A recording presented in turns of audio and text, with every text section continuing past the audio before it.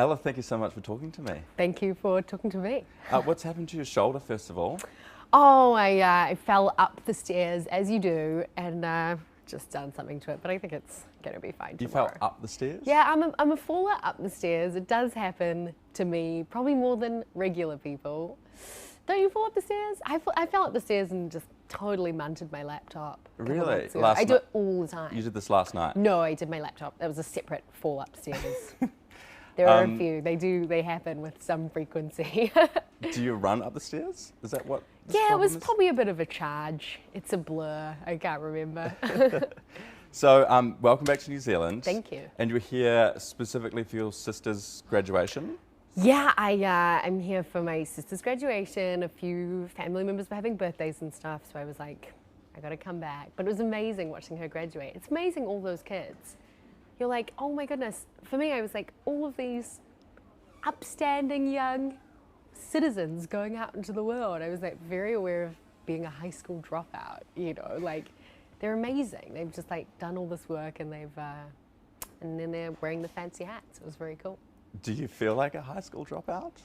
I mean, sometimes I do want to, you know, pick traditional learning back up, because I think, you know, with a profession like mine, you are learning all the time, but it's much more kind of lateral. It's much more abstract. I feel like at some point I'm really going to crave sitting down and taking a test, you know, and studying for a test. I feel like that kind of learning process will come back, you know, I'll come back around to wanting that again. So you're just on like hiatus from education at the moment, basically. Well, I am learning a lot, and I'm learning a lot about, I mean, like with this record, I learned so much about production, mainly. I'm a producer on every song on the album, and that was something that I took super seriously. And then, you know, when you're doing something like building a live show, we did Coachella, and I had to build this whole show from scratch. So you really, you know, you do have to learn a lot about lighting design and, you know, set design and directing the video content for so people can, you know, see everything on stage and it communicates in a legible way. All that kind of stuff is, I feel like, that's the kind of education that I get day to day, but it is, yeah, it's more abstract as opposed to, you know, take the test. Yeah, rote learning, like institutional learning. Yeah.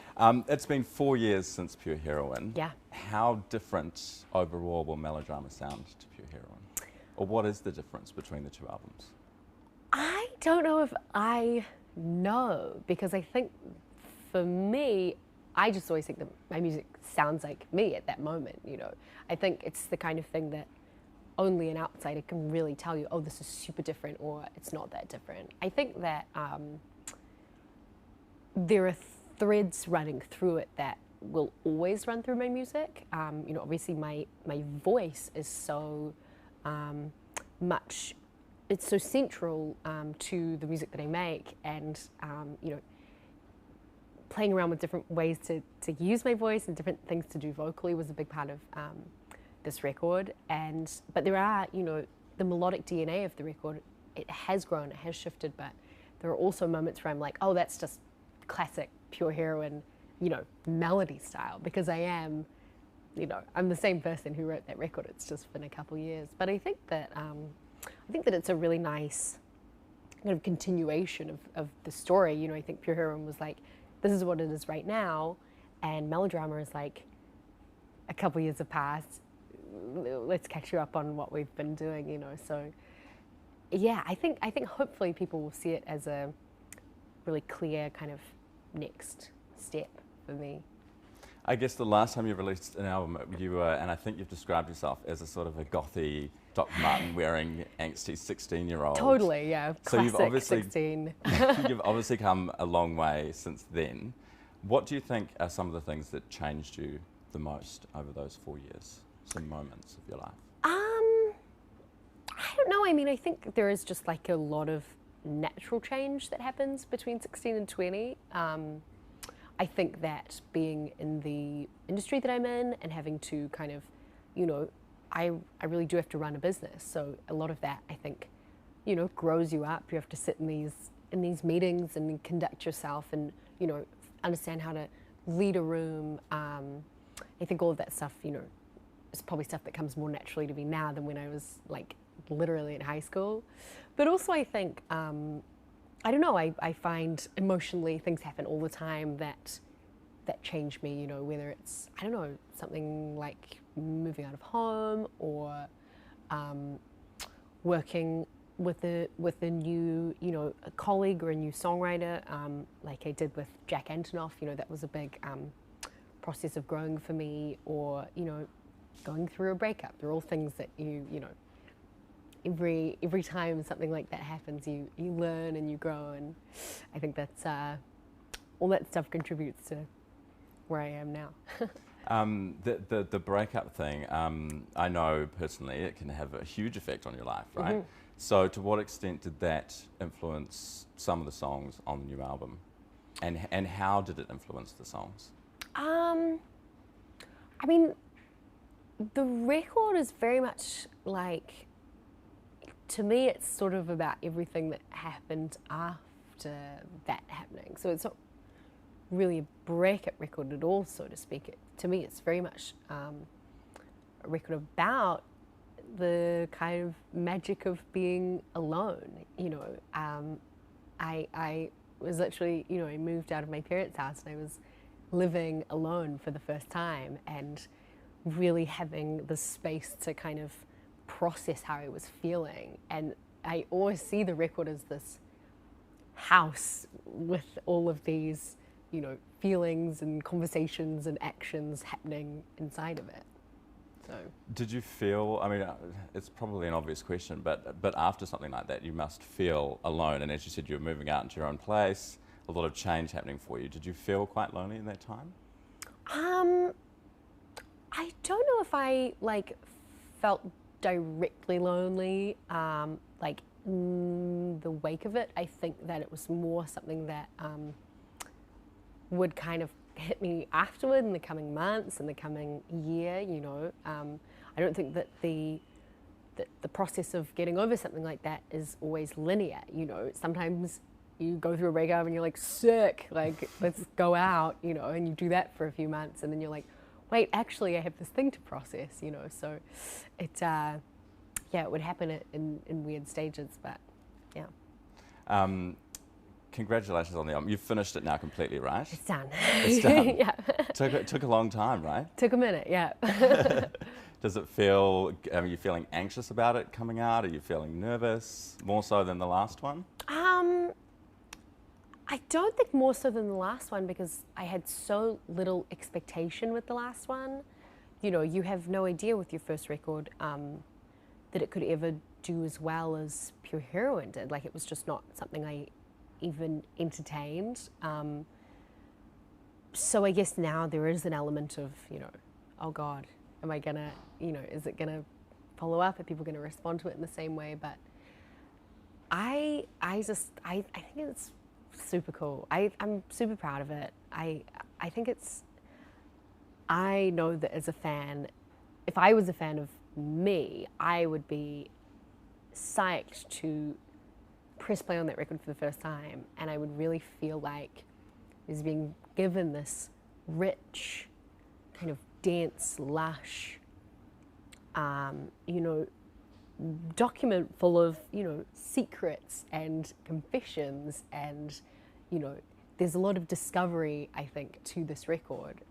It's not a one listen, and I think, you know, that's kind of what we set out to do, is just to give people this wonderful thing to get their teeth into after a couple of years. So from that perspective, I'm pumped about it coming out, and I'm not too nervous. And I think we've done, you know, I've done the best I can for this moment. And, you know, every record you make is about wanting to, you know, undo the mistakes of the last record, or, you know, do things better than you did last time. And I'll always continue to do that. But for right now, I think this one is super cool. You said, if I was a fan of myself. Yeah. Are you a fan of yourself? Are you a fan of your own music? Do you turn it on in the car when you No, oh my God, no, you could never. Because you're just like, it's the whole like, I've seen how the sausage is made. There's no, when you've engineered the highs and lows of a piece of music, it's hard to fall for them yourself. But, you know, it's funny, like, I guess from an outside perspective, for someone who doesn't make music, you'd think that you would just make the music that you wanted to hear, but we're kind of just like indebted to like our hearts and our brains. Like this, you can't, it's not, I don't have a lot of say over the music that I make and if it's cool, because I'm just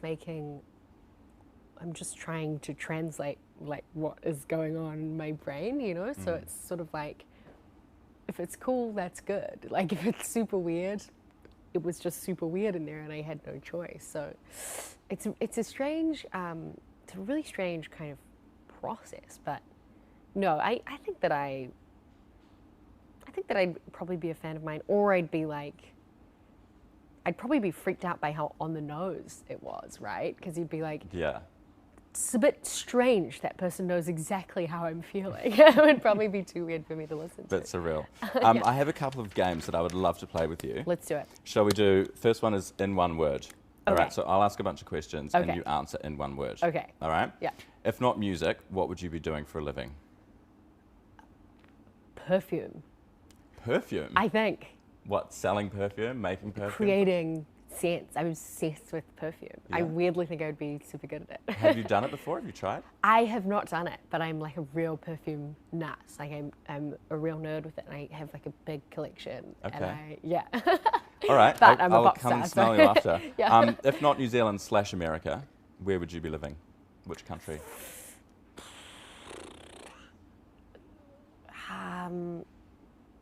The UK. The UK? Yeah. All right, we're playing safe. I'm trying to stick with one word. Oh yeah, yeah. you UK. I think we'll allow you. It's Okay. You're gonna be fine. Uh-huh. If not Lorde, what would your stage performance name be?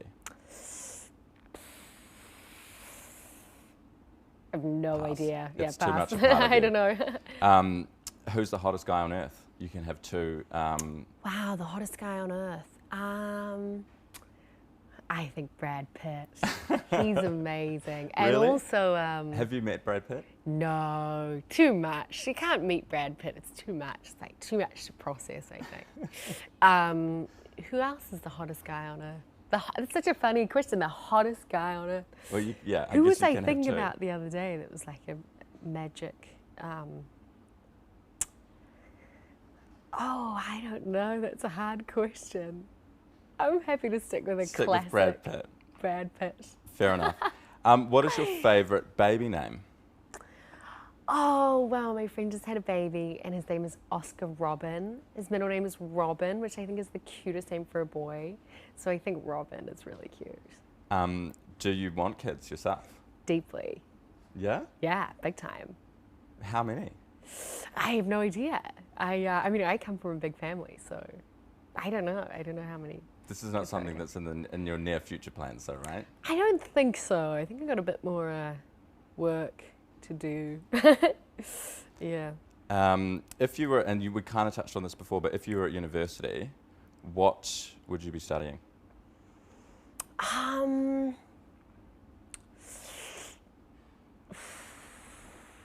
Shit, I don't know.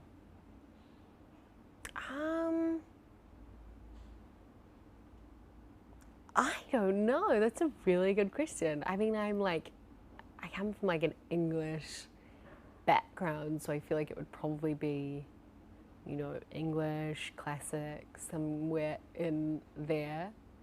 But maybe I should just mix it up and say biology or something. Throw Just it in really eat shit in biology, just to be the worst. I wouldn't get into biology. They'd kick me out. They'd be Yeah. like, you have no natural ability. there. I think somehow they would let you in. So you're only 20 years old, which is still quite young.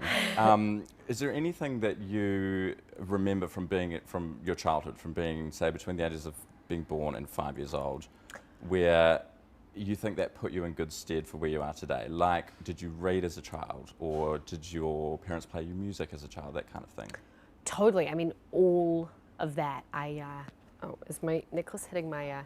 You sure? I was a big reader yeah, at that age, and also being sung to a lot, which I think is super formative. If you do end up being a musician, every musician that I talk to has a similar story of being played a lot of music or being sung to a lot. And I don't know, I guess I was, I don't know, I was like a really shy kid, and I remember just spending all my time by myself, just with such a like rich kind of inner world. You know, I remember everything about that time and how wonderful it was and how visual it was, and you know, seeing things for the first time, smelling things for the first time. All of that, I think, you know, helps inform the curiosity that you know, comes with being a songwriter and wanting to kind of build, you know, a fabric of a world within the work. So, yeah. Cool. I think we probably just have to wrap up, but I have a gift for you. Oh, what's which is going a on here? second-hand CD. Oh my goodness. Which I got from Real Groovy, and I'm giving this to you because I spoke to Alice Cooper this week, and he said he's a fan of yours. Oh my goodness. And I said, do you want to pass on a message to Lorde? And he said she needs to listen to Laura Nero. Wow. Do you, and this album in particular, her second album. Thank you so much. So he said because you're a singer-songwriter and he's a big fan of your work that you That need is to listen so to Laura Nero. I cool. think it's from 1968. Wow. Yeah, I couldn't find the thank vinyl, you. but Oh, no, yes, 1968. Holy moly. Well, thanks, So there you Alice go. Cooper. That's very kind of you. thank you very much for talking to Sick. me. Thank you. I've Oh my loved it. goodness, I'm excited. Just Yeah. shy of 21. Do you have a CD player? Laura and I wrote, I don't, but I think I have a CD slot in my laptop. I got one of the old ones. Oh, right. Still got a CD slot, so Okay. we'll work it out.